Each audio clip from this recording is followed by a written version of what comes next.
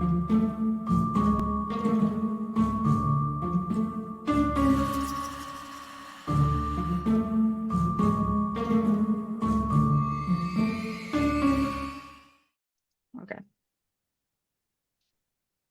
We're in business. Hello, welcome to the Vessels in Between. I am Destiny, a fat lesbian tarot reader and spiritualist. And I'm Heidi, a witchy queer Latina psychic medium. And today we are sharing scary stories from the internet. We did some light digging in on a Reddit thread. Ghost stories is what we're reading from today, and found some good ones that are brand new, just posted recently that we found interesting. And we wanted to talk about them and share them with you and share our spooky experiences because as intuitives and mediums, spooky stories are kind of inherently our gig. So, Our jam, definitely. Yeah, we're like oh, anytime someone is like, I have this weird experience, I'm like, I'm there. I'm sitting in front of them with my popcorn ready, like, let's go.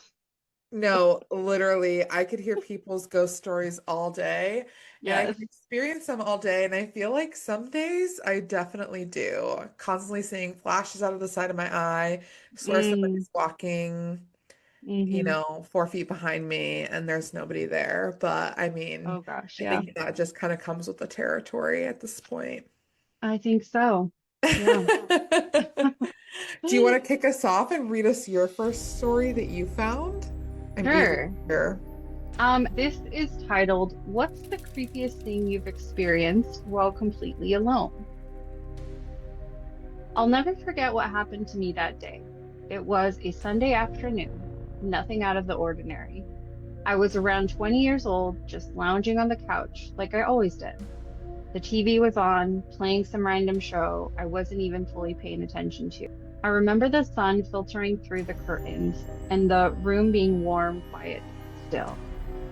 Everything about that day felt completely normal until it didn't. At some point, I must have drifted off. I wasn't fully asleep, more like floating in that in between state where you are not quite dreaming, but not fully conscious either. I've always been a light sleeper, so it didn't surprise me that I was aware of my surroundings even while dozing. But what did surprise me was what came next. I realized I was in sleep paralysis. I experienced it before. It's disturbing, sure, but I've learned how to deal with it. I usually have little mental tricks I use to jolt myself awake, wiggling a toe, focusing on my breathing, trying to blink repeatedly. They always worked, but this time nothing did. I was completely stuck, fully conscious but frozen. I couldn't move a finger, I couldn't even blink. That familiar weight sat heavy on my chest, like something was holding me down. Panic started to set in, but I kept trying, convinced I'd snap out of it in a few seconds like always. Then I looked up. That's when I saw it. A dark silhouette stood over me.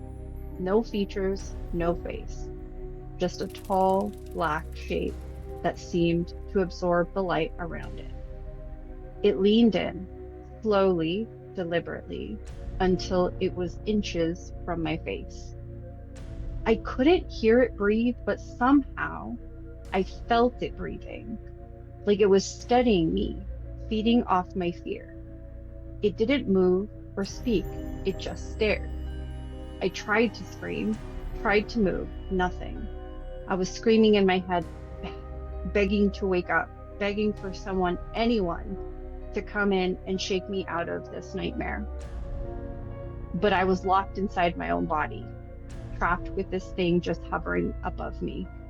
The worst part, the fear didn't feel like it came from a dream. It felt real. I don't know how long it lasted. Could have been seconds, could have been minutes. Time doesn't work the same when you're that terrified. Eventually, I must have made some sound, some strange muffled noise, because my sister heard me from the other room. She rushed in and shook me awake. The moment I could move again, I bolted upright. My chest was heaving and I was drenched in sweat. My heart felt like it was trying to escape my body. I looked around frantically, but of course, nothing was there. The room was quiet. The sunlight was still coming through the window like nothing had happened. I've never seen that figure again, not in sleep, not in waking life, but the memory of it has stayed with me, clear as day. And I've had sleep paralysis since then, but never like that. Never with something so present. I still believe it wasn't just sleep paralysis. It felt darker, heavier, like something evil had slipped into my room with me. Maybe it was a shadow person, maybe something worse, but I don't know what I saw, and I know it was watching me. Mm. Ugh. Oh my goodness. Oh, that's a lot. It is a lot. And I don't know about you, but like, well, maybe this is normal processing. But when somebody's telling a story or I'm reading a story, I'm seeing it happening, Yeah, 100%. right? Yeah, It's like for you sure. see the movie happening in your head, and I don't know what this person looks like. I don't know what that thing looks like, but I see everything happening minute by minute. Yeah. And it's like you're there. So that was a really interesting story to read, experience to read. What are your thoughts? Okay. When they immediately start talking about how this happened in the in-between state. I Mm, automatically related. The moments between awake and asleep hmm are like a literal portal. And I had something similar happen to me, but it wasn't as scary. I didn't feel mm. like it was evil. I didn't feel like it was really even looming. But I was just closing my eyes for minute intervals because I was taking care of people and I couldn't fully sleep, but I had been awake for like 24 hours at that point. I was Wow. exhausted over 24 Yeah. hours. And I was setting a timer for like every 6 or 7 minutes to go off. And during one of the 7 minute intervals, I clearly saw this woman coming from the back of a kitchen. It was like an open floor plan. She was coming back from the kitchen, walking towards me while I was on the couch sitting up and just peering over the couch edge to look at me and just checking on me and saying, "Who are you?" And when that 7 minute timer went off, I shot my eyes open and I knew that I was not alone in that moment because she was so clear. What she looked like was so clear. The Oh, actions were so clear and aligned to what I feel like would have really happened, with a right. curious spirit. And it happened in just 7 minutes when I was tired, when my body was like just giving into the rest, but not Hmm fully asleep. Um, I don't know, the channel was open and she decided to walk right through. That's Uh, incredible. yeah, it But was pretty crazy. I like that there can be both of those experiences, right? Ones that are very scary, terrifying, but then there are also other ones that just happen and it's not necessarily it's surprising, Yeah. but it's not terrifying. And part of me wonders if this was actually an evil spirit Hmm above him, or if it was just an unknown spirit. Because I Uh-huh. feel like for people who don't often, meddle between both realms, that anything paranormal is automatically scary and evil Yes. because it's not of our knowing. It's not of our like traditional realm. So I do wonder if it was an evil spirit or if it was just an unfamiliar spirit making itself known. But either way, hmm I completely understand how it's super terrifying to be in that situation and not be in control of waking up and having to have somebody else wake you up. exactly. And I kind of wonder, I wondered the same thing. I wondered, um, because, still as a psychic medium, there are things that happen that are unfamiliar or unknown. And the unknown is not necessarily a fun place to be because Right. you're not familiar with it. But um, depending on how you're feeling of entering that unknown could maybe change your perspective, right? Or your experience. And for me, yeah, I had that same thought. I thought, huh, I wonder if it was something like two things. Because they saw it as a shadow figure, I don't necessarily automatically think loved one, Yeah, because it right? was unclear. Right. Yeah. And I feel like, I mean, this is a whole nother topic, but dream visitations, I 100% believe in. I've had them, and your loved one will come in clearly. However, with this one, I feel like while it looked scary, maybe, and like even the description of the breathing, Mm-hmm. that would be intense to experience. But then if you change the perspective and you're like, it was just a curious passerby, Right. shadow, what, however you want to call it, um, who stopped by to just check it out because you were in that in between state. But then what's interesting is that they didn't come back. I feel like if something wanted to visit you again, it would. Mm-hmm. But perhaps because it was so terrifying to this person, the whatever it was like, I shouldn't do that again. Mm-hmm. That wasn't the intention kind of thing. Yeah, totally. So anyway, Yeah, that makes sense. But I mean, that's definitely a story to remember either way. When yeah. something comes through that clearly, that huge, and that's scary, honestly. That's not Hmm. just like a maybe this happened experience. It happened to you for sure. There was a spirit in your face, Yeah. regardless of what it was. One real quick, the something else that stood out to me too is that it was during the day. Yeah. Because a lot of people, myself included, um, feel like the scariest time is night, right? Because again, unknown, darkness, you can't see past a certain point. But if you think about it, all of this stuff happens any anytime. Right. So yeah, I just thought that was interesting. I felt like I had more to say about it, but me and my memory. Um, I'm like, the train has left and I cannot catch it. It's okay, girl. Just let it roll away. I'm like with my horse trying to get, like I'm imagining those old movies where the people that are riding the horses trying to get on that train and all. Yeah, that's not, my horse is done. Your horse is tired. She needs a fucking break. She wants some water. She's good. She doesn't want to chase that train. Anyway, yeah.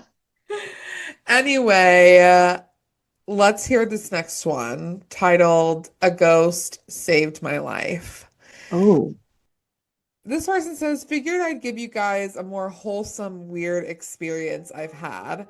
It was me, my little brother, and my older sister. We were playing in a makeshift treehouse we built. For good visual, it was only the floor of the treehouse, so it was just a flat deck basically in a tall tree. We decided to attach an old slide to it for more fun. All three of us decided we are going to go down the slide together. I was on back, my sister was in the middle, and my little brother was up front. We kept scooting back further and further so we would actually fit on the slide. I sat on a loose board and I went through the floor. I was falling head first toward the ground when I felt a cold hand grab my ankle and yank me toward the tree. Oh, I abruptly stopped with both feet, caught on a branch. My head stopped about 8 inches from the ground. I looked, and there was a red hand mark on my ankle where I felt something grab me. To this day, I have no idea why the ghost saved me, but I'm grateful. oh my goodness. And that to me is fucking nuts. I've never had spirit grab me. Yeah. Okay. Hmm. Thank God. Thank you to my spirit team. That's not something that I've asked for. That's Hmm. not something that I particularly want. Hmm. No, thank you. I'm okay with a reasonable amount of poltergeist activity. Hmm. Something around make my pendulum go in different directions. Something Hmm. grabbing me is a different story. However, something grabbing you to save your life is a different a different level. A You know different what I type mean? of yeah, you're like, okay, if you're intervening, feel free to grab me. Sure, yeah, if Like, I'm gonna literally die, go ahead. yeah. Take the wheel. Other than that, Don't good. touch me. Yeah, I'm good. Has spirit ever saved your life? Well, saved my life. I, there are times where I feel like we don't know, right? Because there are things that happen, like going down, going back home a different route than you usually do, and you have no idea why you decided to do that day, but then you find out, right? Yes. There was some I have had accident, moments like that are more right? passive, Yes, but not as direct as I'm literally gonna die right now. But right. because of this And intervention, I didn't. exactly. So nothing is coming to mind for me either, where it was like, if like I felt that intervention, I felt or I saw something or whatever it is. It was just like exactly how you described it, like a passive um thing. But I do believe it can happen. Oh, for sure. Yeah, I was with that, I was thinking about how how many, what oh my gosh, the length of 8 inches is, it's not very, I mean, I think about half a Subway sandwich plus two yeah, inches. So that's not very far. no. And the fact that there was any intervention, but then just so close Yeah. to the ground is incredible. Um, The red hand mark on her ankle, oh man. incredible, undeniable. Well, and then that's part of it too, right? Well, there were two other kids with that person. But as children, I feel like there are a lot of times where they share stories or experiences, and adults are like, okay, sure, Yeah. sure, sure. But if you have that mark on you, how validating, um, because there is a visible validation, I guess. Yeah. Nobody can take that from you, even if they call you crazy. You saw the mark on your ankle, Yeah. on your wherever. And while I was looking for these stories, there were quite a few with pictures of like hand marks. Oh, And that's crazy. That's hmm. crazy. I have not experienced the hand marks, thankfully, as well, because I think that to me would be too much. Yeah, I believe my team is very fierce. I believe my team allows me to experience what I'm meant to experience. And I think Hmm. my team knows better than to allow me to experience actual hand marks, handprints, Yeah. scratches, whatever. I'll work with the baneful entity. I'll Mm. give the demons an offering. I'll Hmm. look them in the face and welcome them into my space to commune with them and then dismiss them at the end with a grateful goodbye. Mm. But I'm not having all that. I'm not No, doing that. no. Yeah. So that's definitely one of those things where I've heard about it. I've heard people talk about it, but not. And yeah, I feel um when I'm doing mediumship readings or even psychic readings, I can feel within my body whether it was a particular pain that somebody had or maybe the way they passed or even like heartache. I've felt that as well or anxiety. My heart starts beating faster and I just kind of tune into figure out is this heart attack? Is this anxiety? What is this? Um, but yeah, have I ever experienced feeling like spirit has touched me? Um, Yeah. no.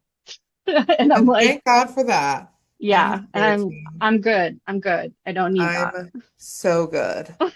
Okay, what's your next one? Okay, my next one is there's a woman in my car. I pass by the same stretch of road almost every night.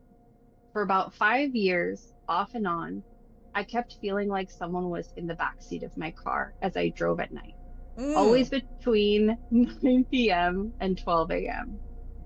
Without me knowing, my mother was also experiencing this as well as my best mm. friend.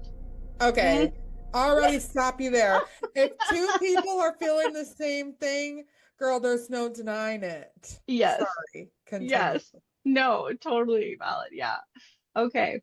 Only recently did we figure this out. And my mother and I started talking about this only to find out that we often have the same image in our mind of what this woman looks like. Oh my Late, God. yeah, hold on. Late 1800s to early 1900s clothing. She's got a high collar button up shirt, long plaid skirt.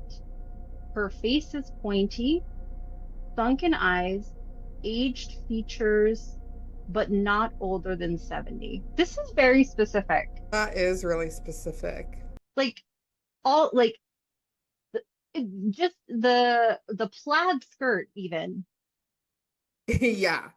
I Talk about mean, undeniability. If you and right? another person are seeing the same, down to the same pattern, Yes. is nuts.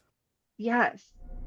So they go on to say a few months ago, I was driving home from my friend's house and got the feeling that she was in my car. It was extra heavy, like she was inches from my face. And when I passed by a house that had an outside light on, I could see the outline of someone sitting in my passenger seat. Oh my God, not the passenger, Ugh. not her riding shotgun. Well, listen, if she called it, like, Yeah, the, you she can't called it. argue with that girl. She called it from another life or not. She gets first dibs. She gets car sick. She wants to sit up there. Exactly. Oh my gosh. Okay. The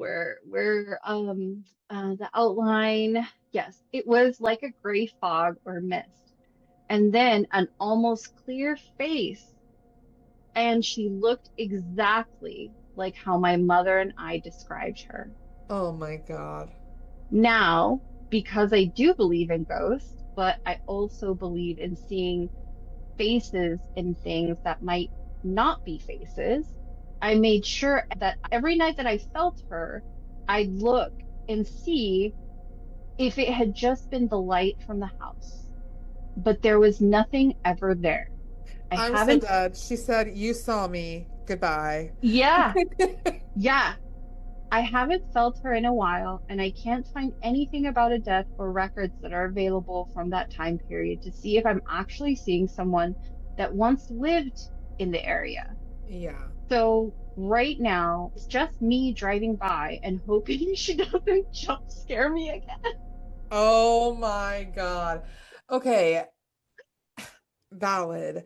Because you're not going to find records on every person that lived. You're Yes. not going to be able to find my records when I die. You're not going to be Mm, able to find Susie Lou Who's down the road. Records aren't kept like that now. They hmm weren't kept like that then. Even in the mm. digital age, they're not, I feel like they're not going to be just stored in this archive because we're not that special while we're alive. There's millions of us. So it's hmm understandable that you can't find any records because I'm sure you're going to only find records of important people or people with well documented lives, unfortunately. But many of Right. us, most of us, will go forgotten. But hmm not her girl. Nope. She's going to make sure you remember her, And whether you see can her find plaid records skirt. on her or not. She's going to show up. She's not What, over it. She you still know, wants to be the main character. right. Um, I think the thing that I could relate to in this story were two things. The part where they are describing the gray mist, but then also being able to actually see what they were wearing or their face. I experienced that myself about a year ago where I I definitely out of the corner of my eye, I saw a gray, misty kind of figure coming down the stairs. And while I knew that it was gray and misty, I could also see what they were wearing. I could see facial hair. I could see so many details where I did the same thing as this person where I was like, maybe it was just the light. Maybe it was just the light. I imagined that. I'm gonna look over there, see if I see it again. No, it wasn't the light. So those two things, I definitely those resonated with me in my experience of seeing an apparition. Yeah, and I have seen people in my mind's eye, and that's been confirmed by others around me. I went to a cemetery with my fiance, hmm and we experienced the same woman. And then months and months later, when I met you, hmm I told you about that experience, and you had also seen the same woman. Yep. So multiple people across multiple experiences in different times were found to have seen the same exact spirit. And Yeah. I just think that is such a cool way that spirit again proves this like undeniability that they are hmm here and they are willing and ready to show themselves to you. hmm And whoever's looking, if you Right. seek, you will find them. And if you're not Right. seeking, you might just feel a little creeped out wherever you are. But those who hmm are, I feel like, and those who are open to that, hmm will see them whether they know that or not. Right. Right. I think that too, and I'm sure that's going to be something we talk about as well. It's for me and my experience, I felt things before I could see things in my mind's eye. Mm, Um, so I could feel the energy. I couldn't explain it. I couldn't explain why I was feeling that way, but it didn't feel like mine. And yeah, so, yeah, eventually when I was ready and open to seeing spirit and working, um, with spirit is they were like, all right. It's like Anna from or no, Elsa from Frozen. Like, yeah, open up the gates, yeah. the gates. Okay, Yeah, but did you see Frozen 2?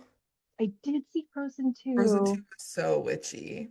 I loved it so, so much. Oh my I God, I have, sat there and bawled my eyes out in the yes, theater. I listen to the soundtrack still. So Do that's how much you? I like it. Yeah. Oh my gosh, yeah, incredible, incredible. That one's for the mediums. Frozen Hmm. 2 is for the mediums. Yes. If you And the haven't Dead seen it, Mom Club. yeah, that That's too. who it's for. Oh, Wow. devastating. Yeah, I checked Devastating. both of my boxes there. So, No wonder you loved it. yeah, You're an exactly. exclusive platinum club member. Members. That membership renews every year without Exactly. cancellation. Oh man. Oh my God. Okay. This one is called My Grandma's Home is Haunted. Speaking of dead mothers from Yes, our here we go. lineage. Okay. My grandma's home is known to be haunted by two ghosts, but no one seems to mind it. If you tell my relatives that you saw slash experienced something weird, they would just shrug it off and say, oh, that's just the man with the hat. Oh, or, oh, yeah, the little girl who's always stays in the bedroom. I live far away from that side of the family, so I don't see them often. But I remember when I was a child, I was terrified. Well, this year, after quite some time, I decided to visit my boyfriend. We were at home alone in the bedroom. I was reading a book and he was playing with his Nintendo. We heard a little girl say, "Hey, I'm here," right next to us. There is no way it came from any electronic device. He was playing Pokemon and every other device was off and on silent. We just looked at each other in disbelief, trying to process what just happened, but decided to just ignore it, especially since I suspected it wasn't really a ghost, but a djinn.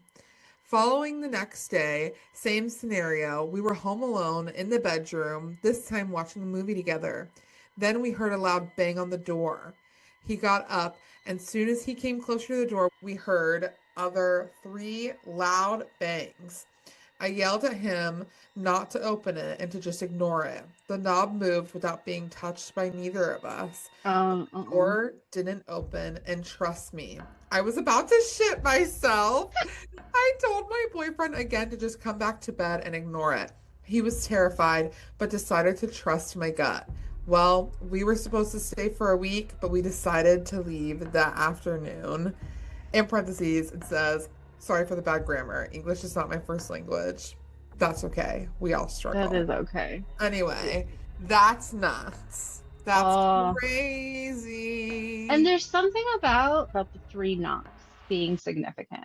Three pops up in all different practices and communities. You know, the Godhead, the triple goddess. As far as three, and I can relate to this in that um for some reason it has a negative association. And then when you look into it, it makes sense why, because of the things that you just said. Yeah, The things that I Googled it really quick. hmm. Um, Here is a more detailed look at the spiritual significance of the number three. Well, there The you Holy go. Trinity, mind, body, and spirit, triads and time. In Hinduism, number three holds significance. Um, and there's like the maiden mother crone, Hmm. multiple fairy tales with recurring motifs of three. Um, Oh. so it says that it's like a divine number signifying divine connection. Hmm. So, but also like the witching hour is at 3 o'clock. Oh, right. I Okay, believe like there. the number Yeah. is six because it's like the inverse, I guess, of three, that's Hmm. evil number. But I don't give a fuck how many knocks there are. That's scary. The initial bang on the door is scary. The three knocks are scary. The moving of the doorknob. Are you The kidding me? moving of the doorknob, scary. The little Yeah. kid speaking, scary. Mm-mm. I wouldn't be staying at grandma's house either, or I would be doing at least a banishment before I left. Say sorry about that. I'll not come in your space again. Don't worry about me. I'll see myself out. I'll see myself up. I'm curious if you do this as well, because I believe that spirit does respect boundaries. Um, well, that there's that it's capable of doing that, right? Of I respecting agree. boundaries. Um, and so what I have said is my hours are from 9 a.m. to 6 p.m., maybe sometimes 7 p.m. You're But feeling frisky. Get a after little late that, night extendo hours. after that, no, no, thank you. If you have something to say, my office is closed. Come Yeah, back tomorrow. I Um, definitely do believe that you can set boundaries with spirit. I mhm. also, though, believe that spirit sets boundaries with you. And sometimes you need Mm, to oblige, okay? mm. They've been here Like, longer than us. I yes, can understand the defensiveness over the space. I'm the newcomer. I'll respect your yes. wishes. And so I feel like if something is really spooking you that bad, there must be a reason. And you either need to do intervention to figure out that reason, you need to do some boundary setting to postpone that interaction or something. But I feel like either way, Spirit has a message that they're trying to get across, you know? Right. And that goes back to the perspective of of what it is or what it could be, right? Yeah, Where totally. then maybe the spirit was like, "Hey, this is my home, and I don't know who you are. I don't know who this person is, Yeah. and so I'm going to, make myself known because this is my space." This is my space. This is my house. What are you doing here? It's like the Right. spiritual alarm system. Yeah. And maybe something that could be like, I know that when I go into spaces that are not my own, but I'm feeling kind of this, the feeling of like somebody's watching you. Yes. Okay, so You ever feel like somebody's it's watching watching. me? Yeah. Um, so that when I experience that in another space, um, I feel like it's just someone, some literally like watching. And if I'm there to get something for a minute, whether it's this closet space where sometimes I go and I get chairs for meetings and stuff in a different space, and I feel it, and I go and I'm like, I'm just getting the chairs. I'm just Yeah. getting the chairs. I'm gonna be out of your space in a minute. And then it feels like it goes away, because as long as you're saying, this is what I'm doing, I'm not changing anything. I'm not trying to invade your space. I'm, you know, Yeah. um, spirit's intelligent. So, Spirit's intelligent and Spirit's always listening.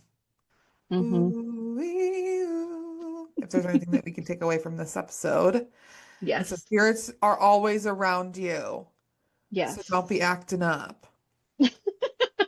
Don't act up. Don't test them yeah. because they'll play whatever game you want to play. Hmm. True. And with that, thank you for tuning in to another week of the Vessels in Between. If you want to learn more about who we are or join us on our own personal journeys, you can find me at the.whole.deck on Instagram. And Heidi, where can they find you? I dot break dot for spirits. I think there's a dot in between there too. On Instagram. As long as you put in I break for spirits on Instagram, you should be able to find me. Yeah, we'll put all that mess in the episode description. Don't worry about that. Yeah.